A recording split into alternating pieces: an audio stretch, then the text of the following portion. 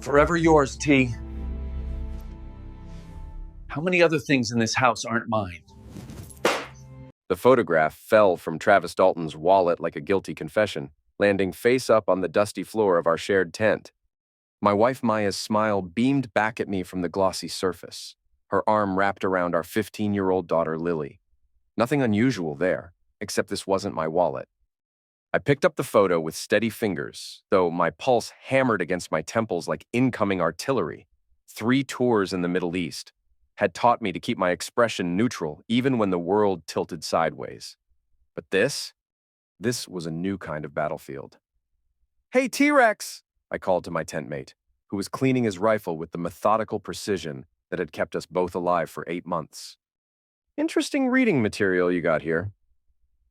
Travis Dalton looked up from his tool, and I watched his face cycle through confusion, recognition, and finally that cocky smirk that made me want to rearrange his dental work. At 6'2", with shoulders like a linebacker, Travis had always carried himself like he owned whatever room he walked into. Apparently, that included my living room back home. "Ethan, look, man," he started, but I held up the photo between us like evidence in a court-martial. "So, my family is your pinup now?" I asked, keeping my voice conversational.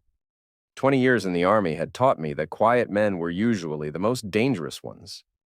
"I mean, I'm flattered you think my wife's attractive, but carrying her picture seems a bit much, don't you think?" Travis set down his rifle and stood up slowly. The tent suddenly felt smaller, the desert heat more oppressive. Outside, I could hear the distant hum of generators and the occasional radio chatter from the command post. "She already picked the better man," he said. And there it was, the confession wrapped in an insult.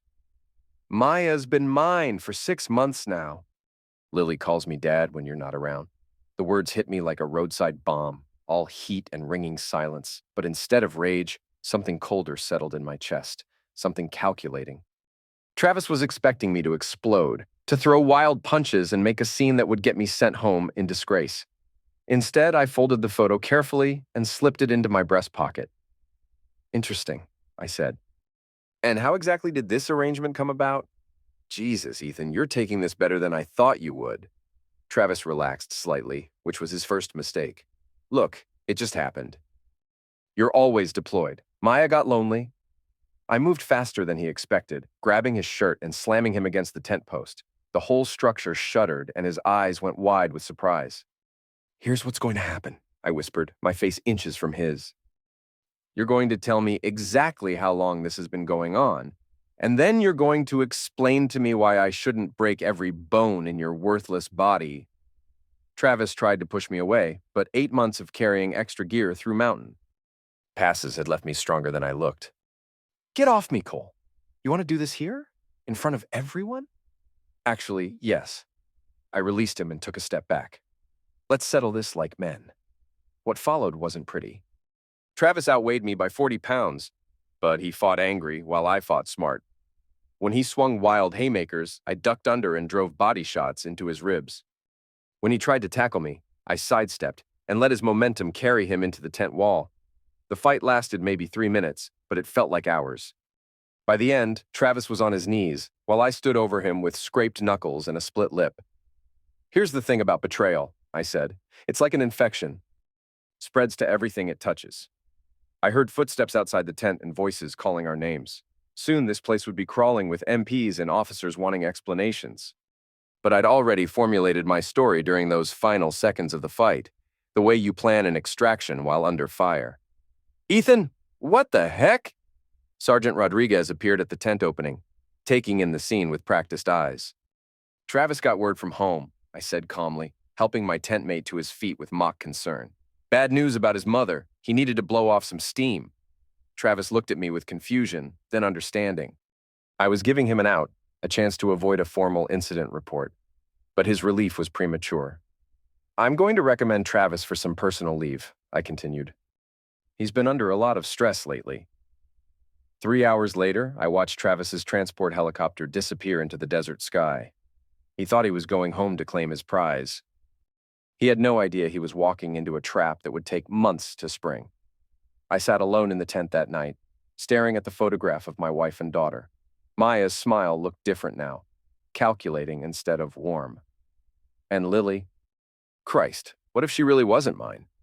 The desert was quiet except for the distant generator hum and the occasional radio check. I pulled out my satellite phone and composed a text to my wife. Missing you both. Can't wait to come home and surprise you. Her response came back within minutes. We miss you too, honey. Only 2 more weeks. I stared at those words for a long time, memorizing the casual way she lied through pixels on a screen.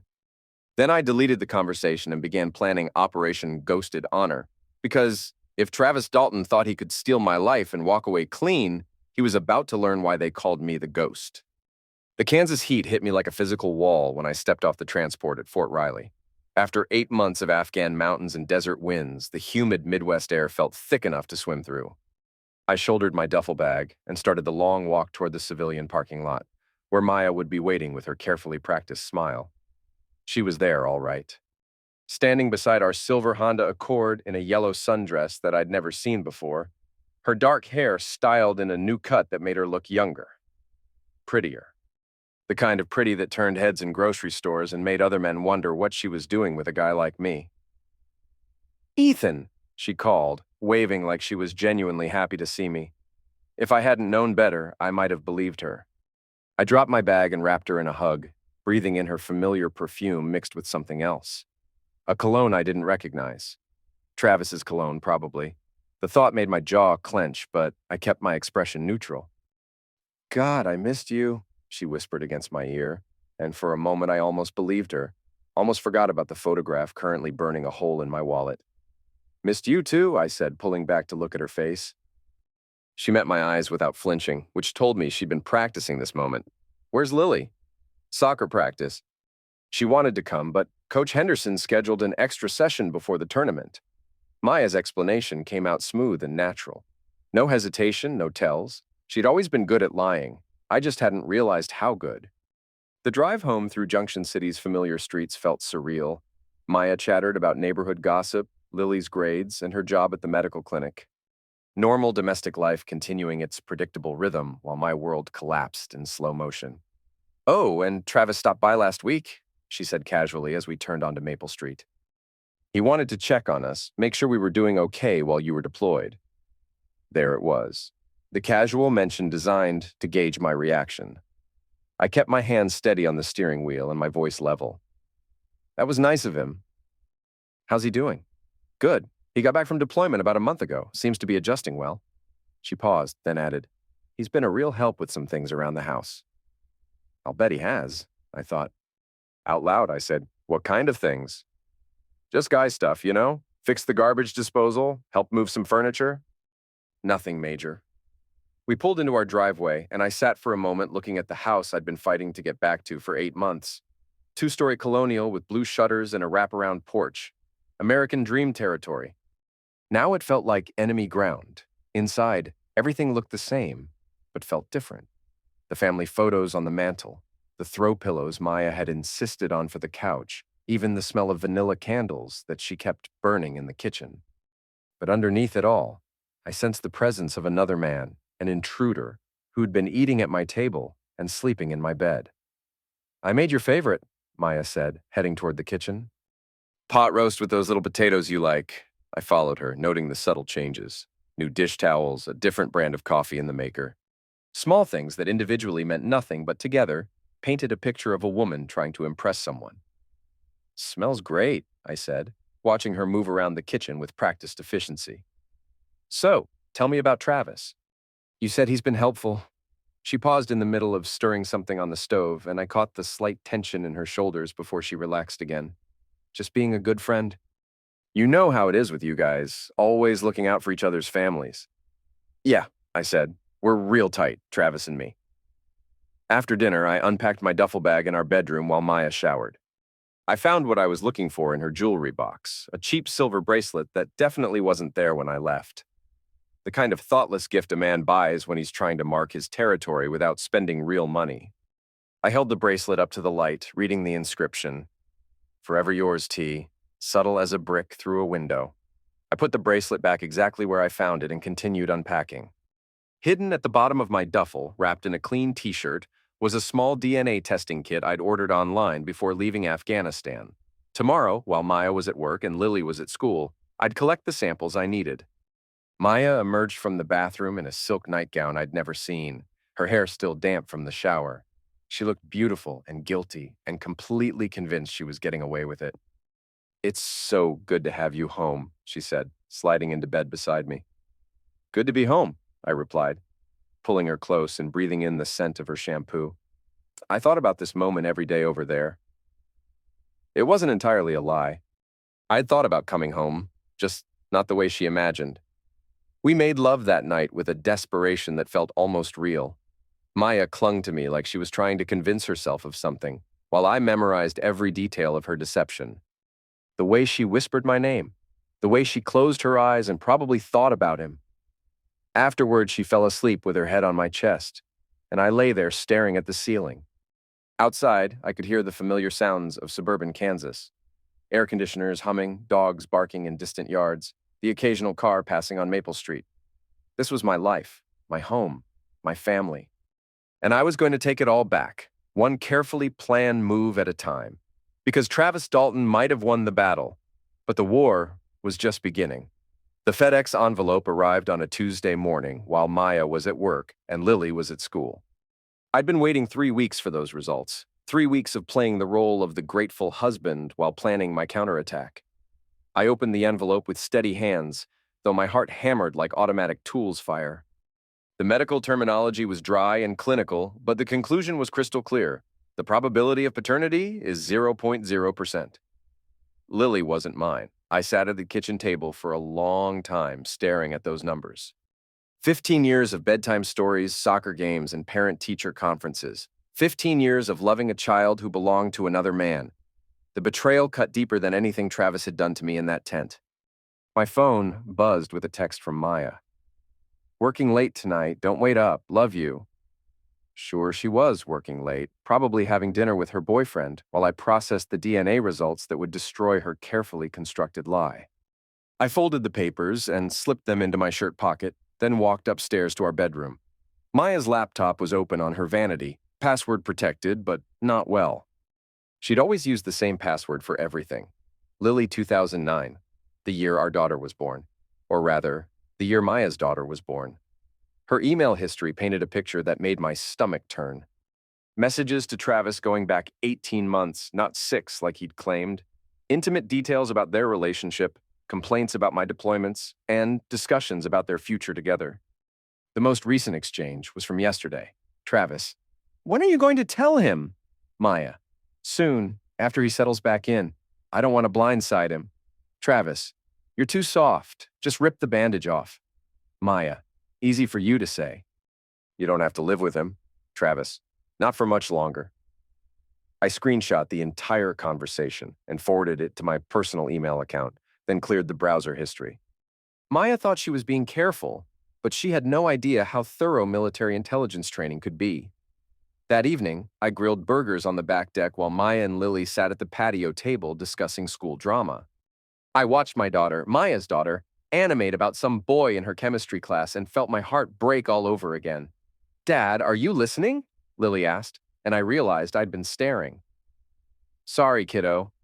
Just thinking about something from work." She rolled her eyes with the exaggerated patience of a teenager.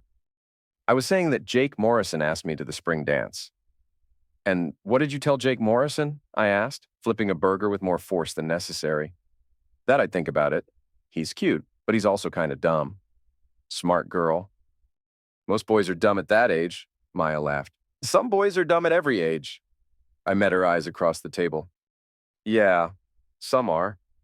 After dinner, while Lily was upstairs doing homework, Maya cornered me in the kitchen while I was loading the dishwasher.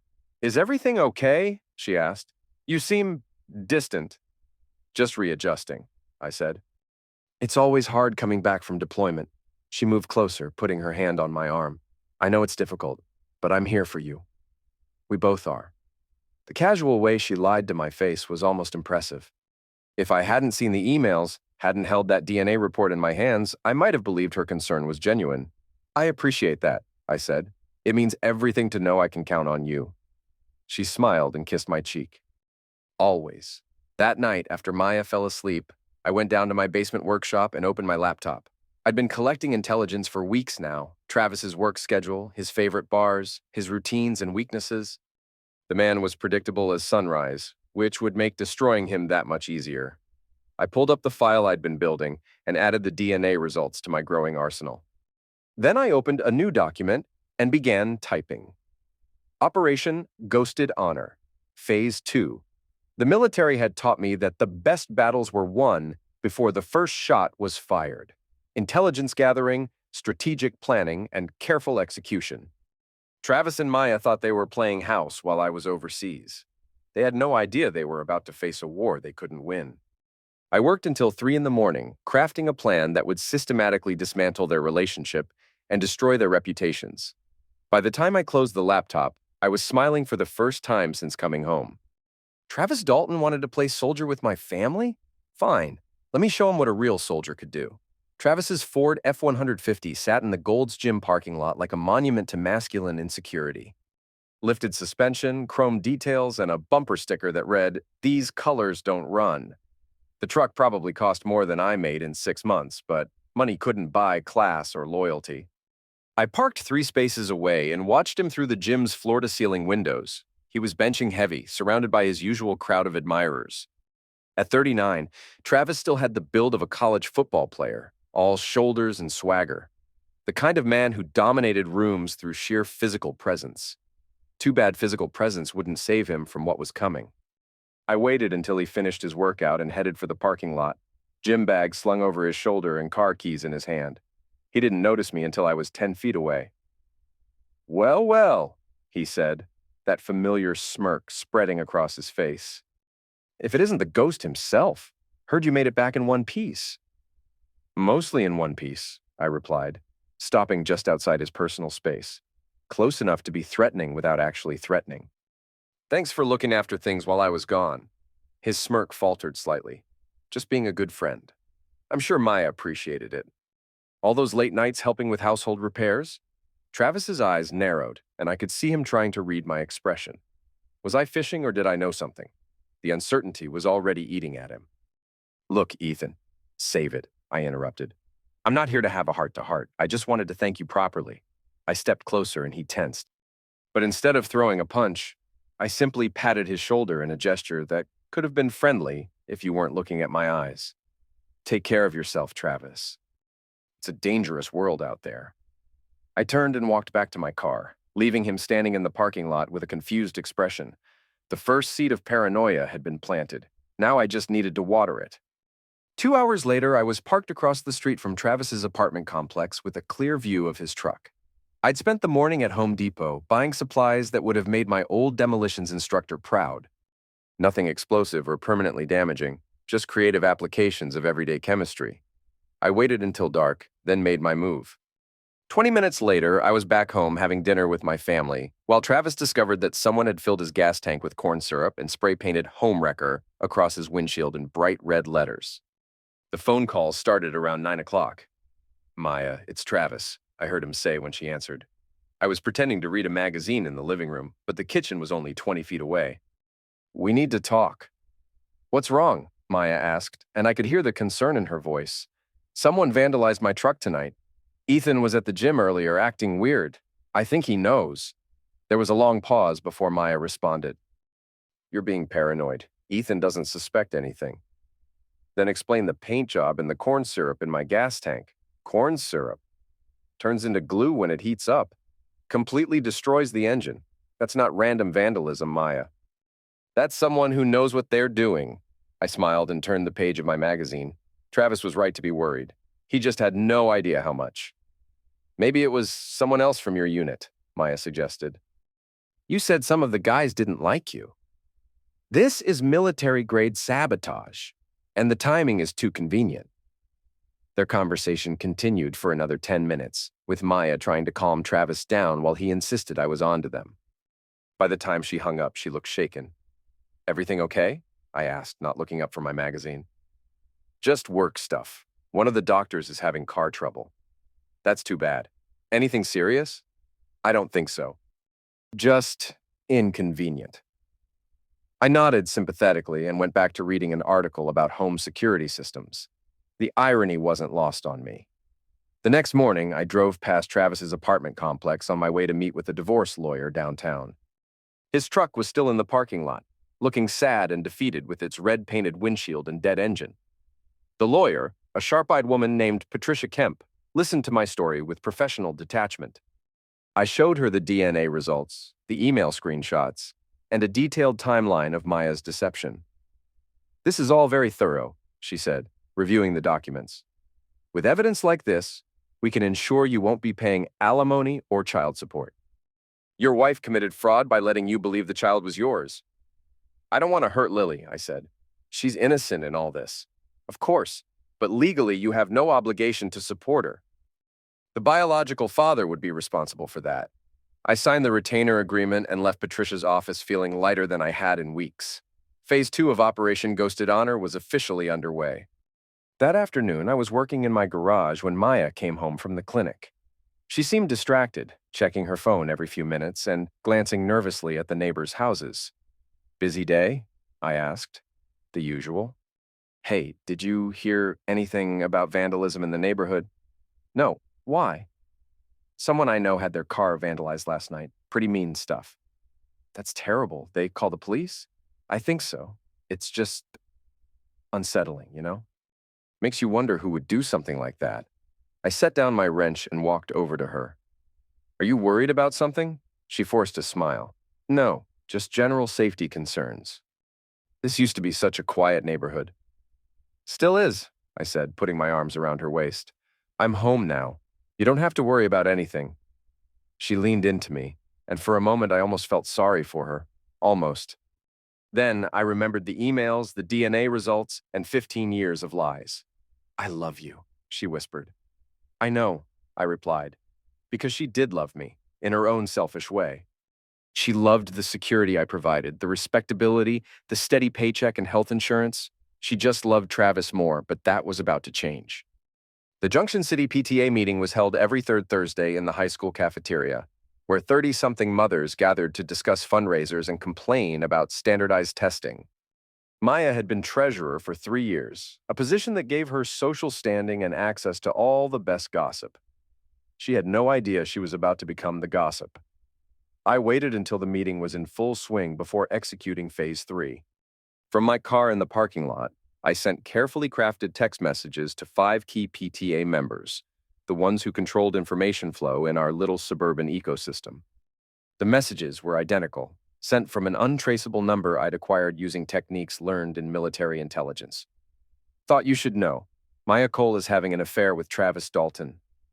I have photos if you're interested. A concerned friend."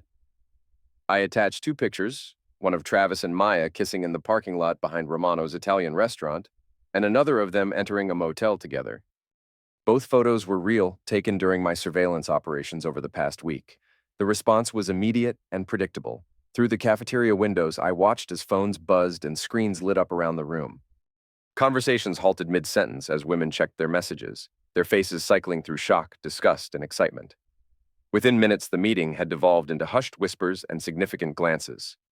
Maya sat at the treasurer's table, oblivious to the social mushroom cloud expanding around her. She was reviewing budget reports when Linda Hartwell, the PTA president, approached with a concerned expression. I couldn't hear the conversation, but I didn't need to. Linda's body language said everything. The way she leaned in close, the way Maya's face went pale, the way both women looked around the room at all the watching eyes. Maya's phone buzzed with the same message I'd sent to the others. I watched her read it, watched her face crumble as she realized her carefully maintained reputation was disintegrating in real time. She stood abruptly, knocking over her chair, and practically ran from the cafeteria. Several women tried to stop her, but she pushed past them and burst through the exit doors. I followed her home at a discreet distance, arriving just as she was pulling into our driveway. She sat in her car for several minutes, probably calling Travis to tell him their secret was out. When she finally came inside, her eyes were red and her hands were shaking. "How was the PTA meeting?" I asked from my recliner, not looking up from the evening news. "Fine," she said, but her voice cracked on the word. "You're home earlier than usual. We finished early tonight." I muted the television and turned to face her. "Maya, is there something you want to tell me?" She froze in the middle of taking off her jacket, and I could see the internal debate playing out across her features. Tell the truth and face the consequences, or double down on the lie and hope for the best. What do you mean? She asked finally. You seem upset. Did something happen at the meeting? No, nothing happened. I'm just tired. I studied her face for a moment, then nodded. Okay, I'll be down in the workshop if you need me. I spent the next 2 hours in the basement monitoring social media and watching the digital wildfire spread. The photos were already making rounds on Facebook and Instagram, shared with breathless commentary about infidelity and moral decay. By morning, Maya's phone was buzzing constantly with calls and texts. Some were from concerned friends offering support, but most were from vultures wanting details about the scandal. She stopped answering after the first dozen. I can't go to work today, she announced over breakfast, still in her pajamas at 9 o'clock. Are you sick? I asked. Just not feeling well. Lily looked up from her cereal. Mom, you look terrible. Are you okay? I'm fine, honey.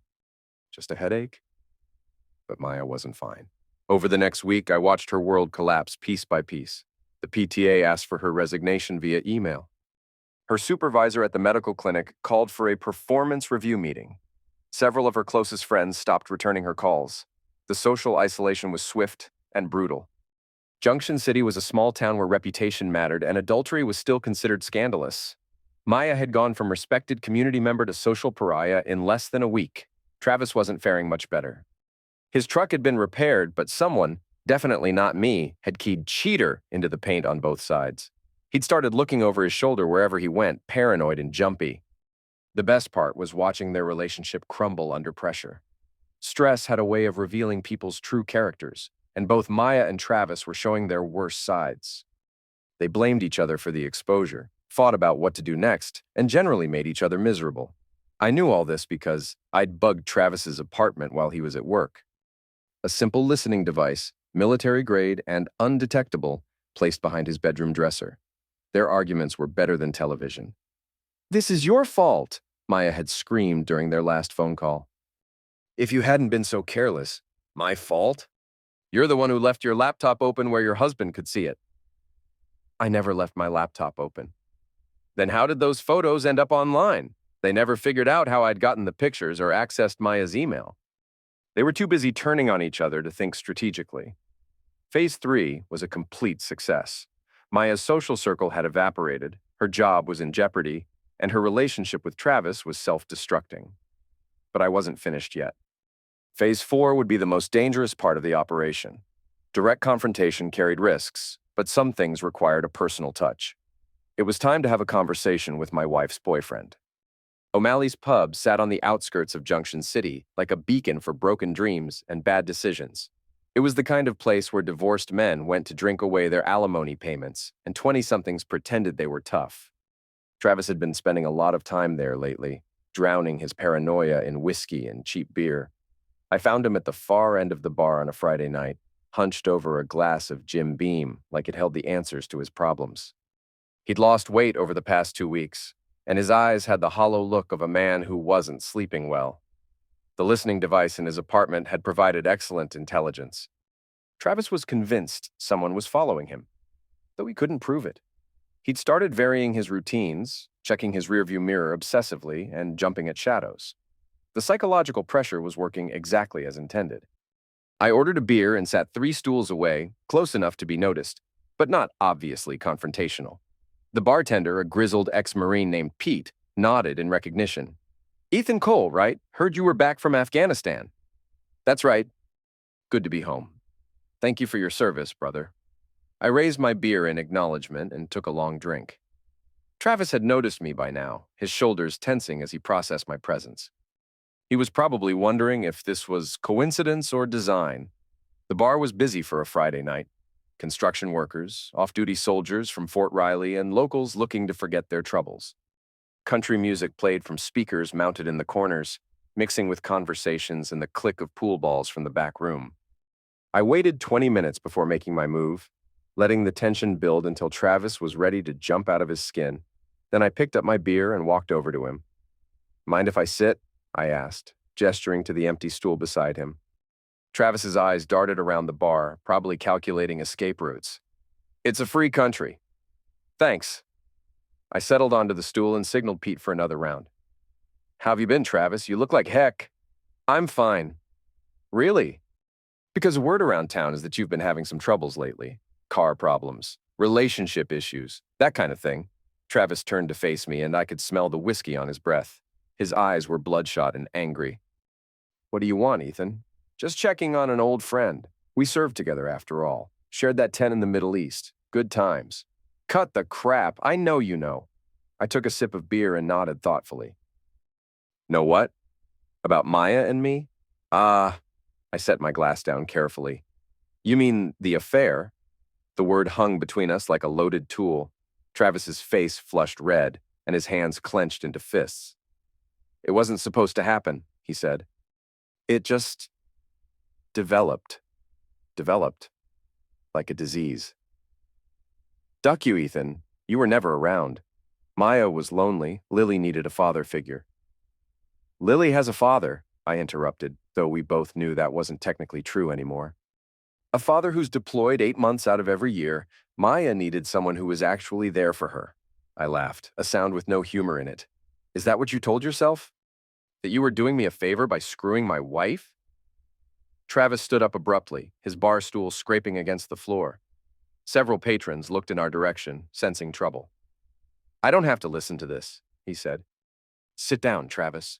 Screw you. Sit down. There was something in my voice that made him hesitate. Maybe it was the tone I'd used to give orders in combat zones, or maybe he finally recognized the danger he was in. Either way, he sat. Here's what's going to happen, I said quietly. You're going to finish your drink, walk out of here, and never speak to my wife again. You're going to stay away from my house, my family, and my life. Are we clear? And if I don't? I smiled, and Travis actually flinched. You really want to find out? You threatening me? I'm making you a promise. The same kind of promise I made to insurgents in the Middle East. The kind I always kept. Travis's Adam's apple bobbed as he swallowed hard. Maya loves me. Maya loves security. She loves having someone to pay her bills and fix her problems. Right now, that someone is me. But if you want to test that theory, go ahead. Ask her to choose between her comfortable life and her boyfriend who can't even keep his truck running. It was a direct hit. Travis's face went pale as he realized I was the one who'd sabotaged his vehicle. The paranoia that had been eating at him for weeks suddenly had a face and a name. You son of a witch. You've been... He never finished the sentence. I moved faster than he expected, grabbing his shirt and pulling him close enough that our foreheads almost touched. Careful, I whispered. We're in a room full of witnesses and you just accused a decorated veteran of harassment. How do you think that's going to play out? Travis looked around the bar and realized I was right. Every eye in the place was on us, and the crowd was clearly on my side. A cheating boyfriend versus a soldier home from war wasn't much of a contest for public sympathy. I released him and stepped back, straightening my shirt. Like I said, finish your drink and leave. Don't make me ask again. Travis threw a 20 on the bar and headed for the door without another word. I watched him go, then turned back to Pete. Sorry about that, old army drama. Pete shrugged. Happens. Guy seemed like a douche anyway. I finished my beer and left a generous tip, then walked out to the parking lot. Travis's truck was gone, but I knew he wouldn't go far. Men like him didn't back down from confrontations. They just regrouped and came back angrier. Sure enough, his headlights appeared in my rearview mirror as I pulled onto Highway 77. He was following me, probably working up the courage for round 2. I smiled and took a detour through the residential streets of Junction City, leading him on a winding route toward the inevitable confrontation. I parked in front of a 24-hour convenience store and waited. Travis pulled up 30 seconds later, jumping out of his truck like a man possessed. You think you're so smart, he yelled, storming toward my car. Playing your little games, sneaking around like some kind of spy. I got out slowly, keeping my hands visible and my expression calm. Is there a problem, Travis? Yeah, there's a problem. You've been stalking me, vandalizing my property, ruining my life. Prove it. That stopped him cold.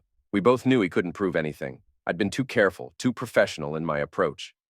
I know it was you, he said, but his voice lacked conviction. You know a lot of things that aren't true, like thinking you could steal my family and walk away clean. Travis swung at me then, a wild haymaker fueled by whiskey and frustration. I sidestepped easily and let his momentum carry him past me, then grabbed his arm and used his own force to slam him against my car. "Bad idea," I said, twisting his arm behind his back. "Assault on a federal employee. That's what, 5 to 10 years? Let go of me. Are we done here, or do I need to call the MPs?" Travis struggled for a moment, then went limp. "We're done." I released him and stepped back. He straightened his shirt and glared at me with pure hatred. "This isn't over," he said. "Yeah, it is. You just don't know it yet." He climbed back into his truck and drove away, tires squealing on the asphalt. I watched his taillights disappear into the night, then got back in my car and headed home. Maya was waiting up when I walked through the front door, pacing the living room in her bathrobe with her phone clutched in her hand. "Where were you?" she demanded. "Having a beer? Is that a crime?" "Travis called. He said you threatened him." I hung my jacket on the coat rack and turned to face my wife. Her face was flushed with anger and anxiety, and I could see the guilt eating at her from the inside. "Did he now? And what did you tell him?" "That you wouldn't do something like that. That you're not that kind of person." "What kind of person am I, Maya?"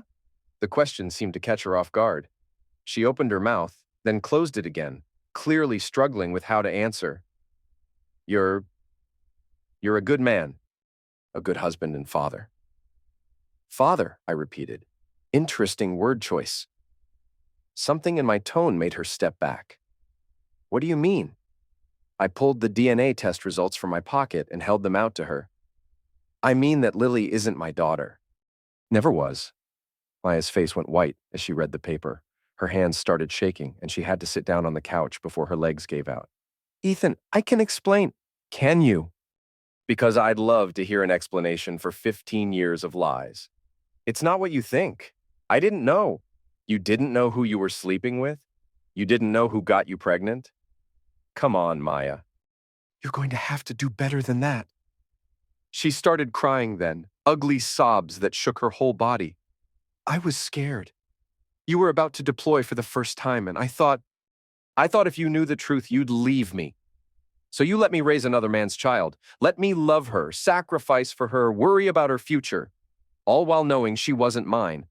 She is yours. In every way that matters, she's your daughter. Except biologically, except legally, except honestly." Maya looked up at me with tear-streaked cheeks. "What are you going to do?" "I've already done it. Filed for divorce this morning. The papers will be served next week." "Ethan, please. We can work through this. I'll end things with Travis. We can go to counseling." "Too late for that. You made your choice 18 months ago when you started sleeping with my best friend. Now you get to live with the consequences." I started toward the stairs, then stopped and turned back. "Oh, and Maya? You might want to call Travis. Ask him how his evening went. I think you'll find your boyfriend isn't quite as brave as he pretends to be." I left her crying on the couch and went upstairs to pack a bag. I'd be staying at a motel until the divorce was finalized. But that was fine. I'd slept in worse places. From the bedroom window, I could see Travis's truck parked at the end of our street. He was probably waiting to see if Maya needed comfort after our confrontation. The fool had no idea he was about to become her only source of support. Let's see how much he really loved her when she had nothing left to offer him. The divorce papers hit Maya like a sledgehammer on a Wednesday morning. I wasn't there to see her reaction. I'd moved into an extended stay America near the interstate. But Lily called me crying an hour after the process server left. "Dad, what's happening?" "Mom won't stop crying, and there's all these legal papers on the kitchen table." My heart broke listening to her voice. Whatever else Maya had done, Lily was innocent. She didn't deserve to be caught in the crossfire of her mother's choices. "Come meet me for lunch," I said. "We need to talk." We met at a quiet diner on the other side of town, away from the gossip network that had been feeding on Maya's scandal for weeks. Lily looked older than her 15 years, wearing the weary expression of someone who'd seen too much adult drama. "Are you and Mom getting divorced?" she asked before I could even order coffee. "Yeah, kiddo. We are." Because of the man she's been seeing. It wasn't a question. Lily was smart enough to piece together the fragments of overheard conversations and unexplained tensions. "Partly," I said. "It's complicated." "Is it because of me? Because I'm not really your daughter?" The question hit me like a punch to the gut. How did you— I heard you and Mom fighting last night. The whole neighborhood probably heard you. I reached across the table and took her hand. Lily, listen to me. What's happening between your mother and me has nothing to do with you. You are my daughter in every way that matters. Blood doesn't change 15 years of bedtime stories and soccer games and helping with homework. But legally, I'm still your father until a court says otherwise. And I'm not going anywhere. She squeezed my hand, and I saw Maya's eyes staring back at me. What's going to happen to us? You and your mom will be fine. She's got a job, and Travis seems committed to the relationship. You'll probably have to move to a smaller place, but Travis is gone, Lily interrupted. What do you mean, gone? He left yesterday, packed up his apartment, and drove away without telling Mom. She found out when his landlord called looking for him. I tried to look surprised, but inside I was smiling. Travis's disappearance wasn't unexpected. I'd been monitoring his activities and knew he'd been job hunting in other states. Cowards always ran when things got difficult. Mom's been calling him all morning, Lily continued. His phone goes straight to voicemail. I'm sorry, Lily. That must be hard for your mother. She keeps saying it's temporary, that he just needs time to think. But I heard her talking to Grandma Joanne last night. She sounded scared. Joanne. Maya's mother had always blamed me for her daughter's problems, convinced that military deployments had driven Maya into another man's arms. She was about to learn that her precious daughter was just as capable of poor choices as anyone else. What did your grandmother say? That Mom made her own bed, and now she has to lie in it. They had a big fight, and Grandma hung up on her. The isolation was complete. Maya had lost her boyfriend, her social circle, her mother's support, and soon her marriage. She was discovering what happened when you burned every bridge in your life. We finished lunch, and I drove Lily back to the house. Maya's car was in the driveway, but the curtains were drawn and the place looked deserted. Will you come in? Lily asked. Just for a few minutes? I think Mom needs to see you. Against my better judgment, I followed her inside. Maya was sitting at the kitchen table, in the same clothes she'd worn yesterday, staring at her phone like it might magically produce answers to her problems. Travis still not answering? I asked. She looked up with red-rimmed eyes. He'll call. He just needs time to process everything. Maya, he's gone. His landlord said he broke his lease and left town. You don't know that. You don't know him like I do. The delusion was almost painful to watch. Maya was clinging to the fantasy that Travis would come back and rescue her from the consequences of their choices. I know exactly who he is, I said. He's a coward who runs when things get difficult. The kind of man who seduces other men's wives but disappears when those wives become available. He loves me. He loved the idea of you, the forbidden fruit, the married woman who made him feel powerful. Now that you're just another single mother with baggage, he's lost interest. Maya's phone buzzed, and she grabbed it desperately. Her face fell when she saw it was just a spam call.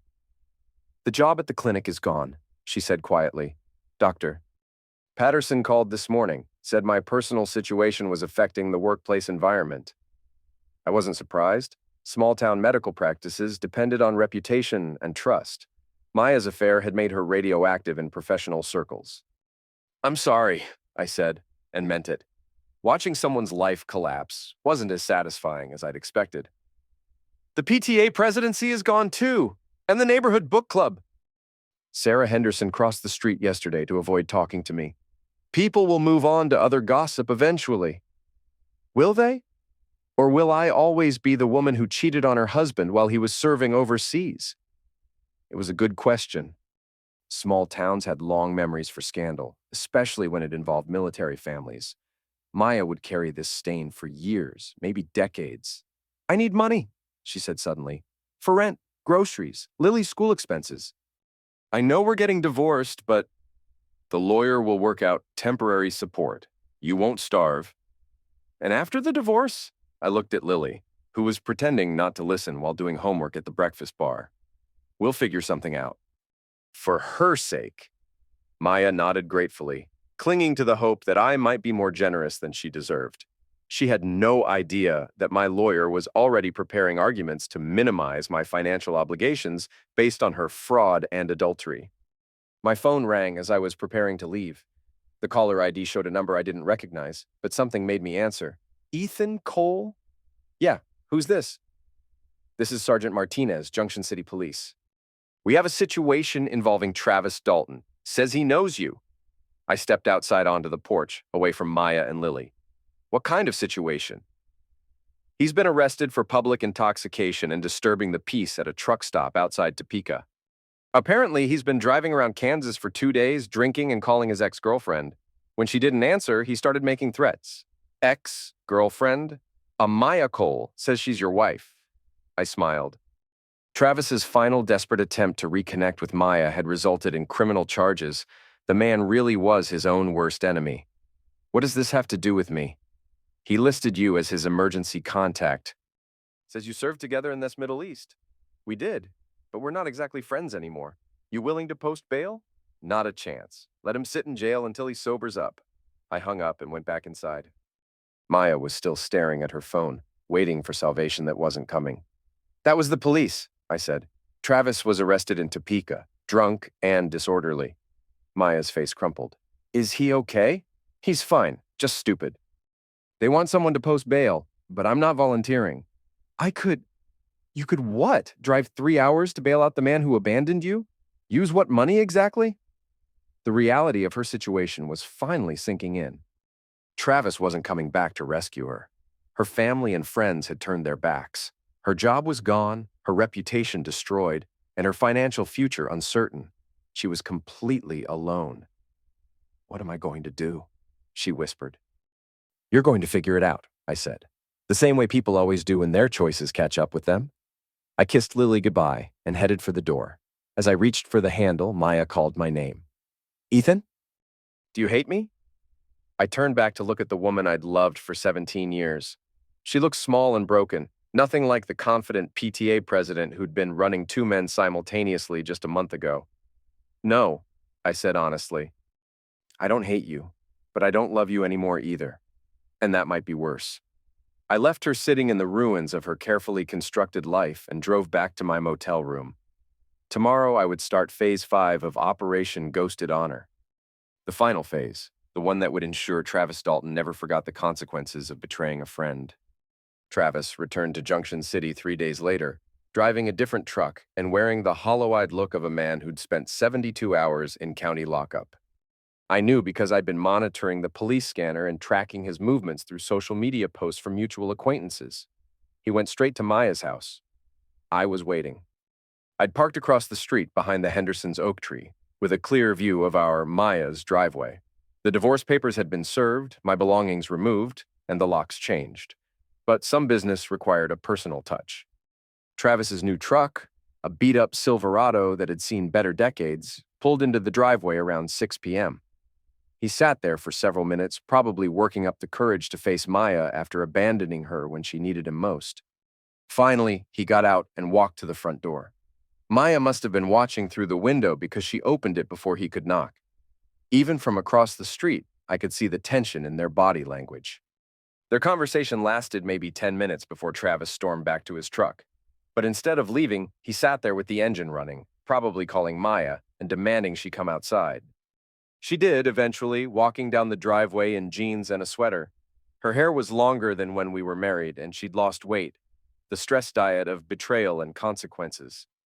I watched them argue through binoculars I'd liberated from military surplus. Travis was gesticulating wildly, pointing at the house and then at himself. Maya kept shaking her head and backing away from him. Then he grabbed her arm. That was my cue. I crossed the street at a casual pace, hands in my jacket pockets, looking like a neighbor out for an evening walk. Travis didn't notice me until I was 10 feet away. Evening, folks. Everything okay over here? Travis spun around, his face flushed with anger and alcohol. This is none of your business, Ethan. This is between Maya and me. Actually, it became my business when you put your hands on her. I barely touched her. That's one touch too many.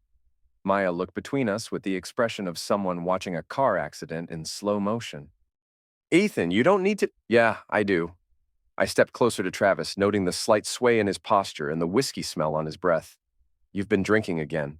So what if I have? Maya ruined my life. Cost me my job, my apartment, everything. You ruined your own life when you decided to screw your best friend's wife. Travis's hands clenched into fists. You self-righteous son of a witch! You think you're so much better than me? I think I'm smart enough not to throw away 20 years of friendship for a woman who lies to everyone. Don't talk about Maya like that. Like what? Like she's a cheating wife who let me raise another man's child? Because that's exactly what she is. Travis swung at me then, a drunken haymaker that telegraphed itself from next Tuesday. I sidestepped and caught his wrist, using his momentum to spin him around and slam him face first against his truck. Bad decision, I said, twisting his arm behind his back. But you've been making a lot of those lately. Let go of me. In a minute. First, we're going to have a conversation about boundaries. I increased the pressure on his arm until he gasped. You're not welcome here anymore, Travis. Maya doesn't want to see you. Lily doesn't want to see you, and I sure as heck don't want to see you. You can't make me stay away. This is a free country. Free country, yes, but this is private property and you're trespassing. One call to the police, and you're back in jail. Only this time it won't be for public intoxication. I released him and stepped back. Travis straightened his shirt and glared at both of us. This isn't over, he said, the classic threat of men who'd already lost. Yeah, it is. You just haven't accepted it yet. He climbed into his truck and started the engine, but instead of leaving, he rolled down the window. You know what the funny thing is, Ethan? Maya never loved you. Not really. She told me all about it, how bored she was, how she was just waiting for someone better to come along.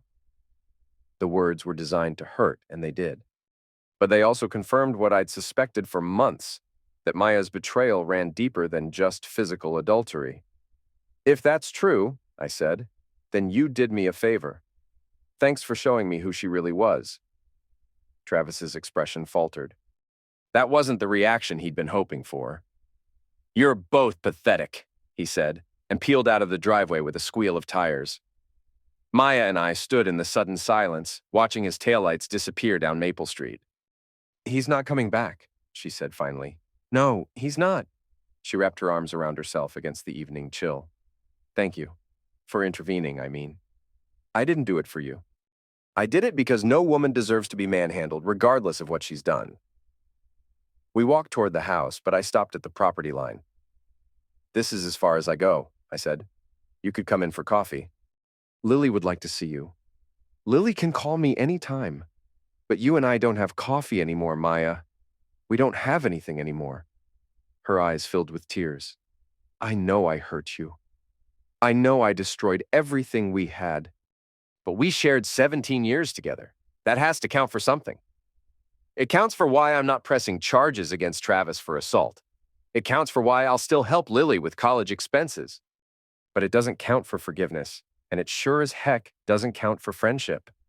I turned to walk away, then stopped and faced her one last time. For what it's worth, I hope you figure out how to be happy. Just do it somewhere I don't have to watch. I crossed the street to my car where I'd left the engine running.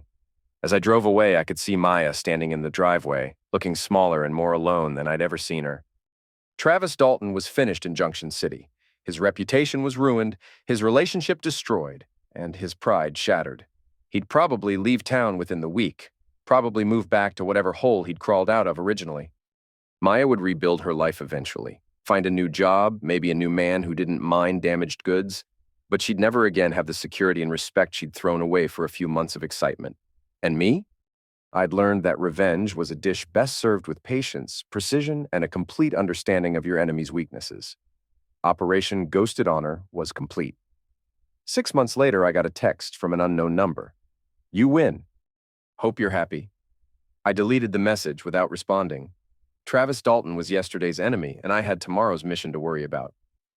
But I kept the DNA test results in my desk drawer, right next to my discharge papers and the photo of Lily at her high school graduation. Some victories were worth remembering.